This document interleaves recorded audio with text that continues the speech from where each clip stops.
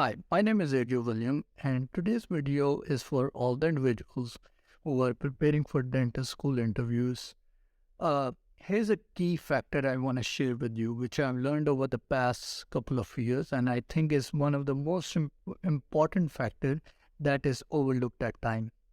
So, if you're going for an interview and you've been told about the panel or the individual who's going to interview, you can always Google that person and you can read about their profile, whether on social media, whether on Google. You can see that person has any research, or if what kind of book they read on Goodread. Uh, you can see their social media profile. You can get to know who that person is.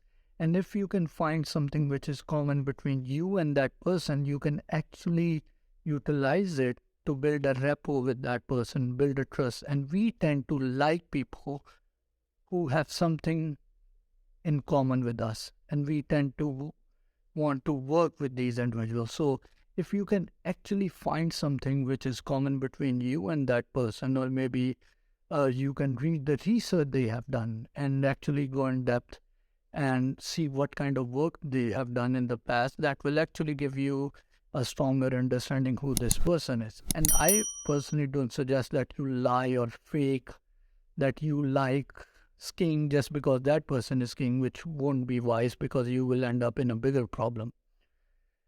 On the other hand, if you're going for an interview where you don't know the interviewers, you don't know who the person sitting in the room or on the Zoom call is, I highly suggest as soon as you enter that room, you should be very observant in listening to their introduction. So most of the time, the people will tell you who they are and what background are they coming from, what their position is, what their education is. And you want to know who that person is. Because I personally suggest, like, for example, if this is a person who's a professor of community dentistry, I would align my answers, or I would think about all the experience that I have done in community dentistry and talk about that during my interview. On the other hand, if I'm talking to an oral surgeon, maybe I can talk about my residency or my past experience in oral surgery, so I can build some level of rapport with this person. On the other hand, if this is somebody who's a pediatric dentist, my conversation with this individual would be quite different as compared to an oral surgeon. And I personally suggest that this is something you should take in consideration.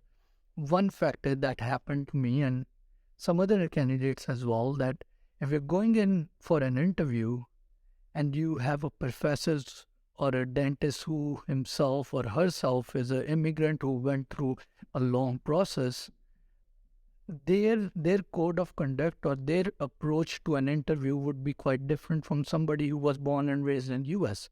So I can tell you from my personal experience, when I had 3 interviews from different dentist school, and after that I was giving an interview at one of the schools in California.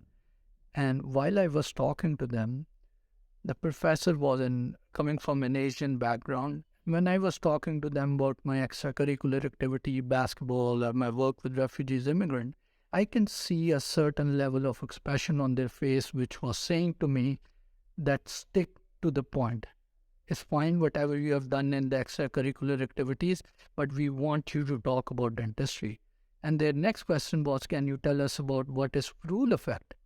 And they were very up straight about the things that they wanted to talk about. And it's not their fault. It's just that I, as a candidate, need to understand that people are coming from different cultures. People are coming from different backgrounds, and their way of looking at things could be different. And I need to give them an answer which satisfies them.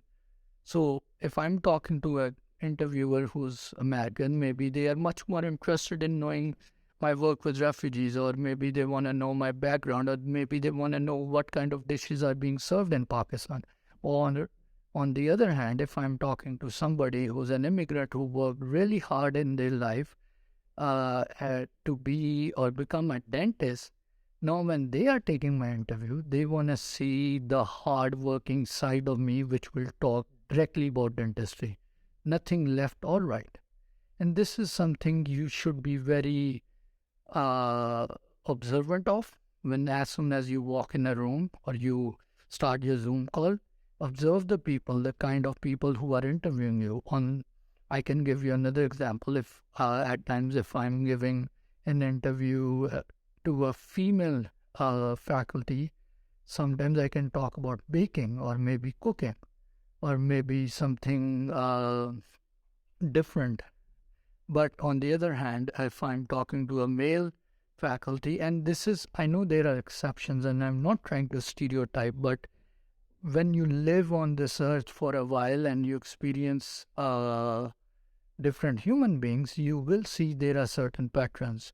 When I'm talking to male faculty, most of the time what they want to see me as a young person or as a candidate is that whether you're a hard working young person or not.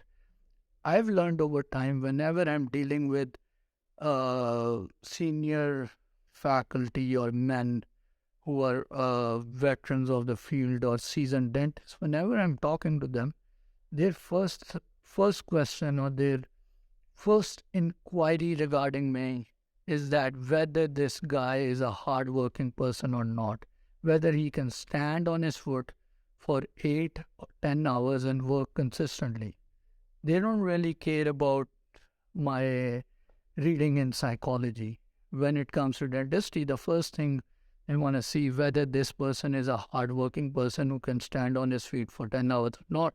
And from their aspect, I totally respect them for this because they have fought the war, they have done their hard work, and they know what it takes to be on the top. And they expect high level of quality work or high level of hard work from anybody they are dealing with. And I think that's a challenge that I personally will have to push myself forward to. Okay, I need to live up to that expectation or those challenges. But personally, what I'm trying to tell you is that in your interview, as soon as you walk in, analyze the person that you're dealing with and have that emotional intelligence to navigate your answers, articulate your answers in a manner that is more coherent to that person. You need to find examples from your life that are in common to that person. I hope this makes sense to you and this helps you prepare better for your schools. If you like my video, do hit the like button. Do comment in this comment section. Your feedback is valuable, and I will hopefully will see you in a more meaningful video. Thank you.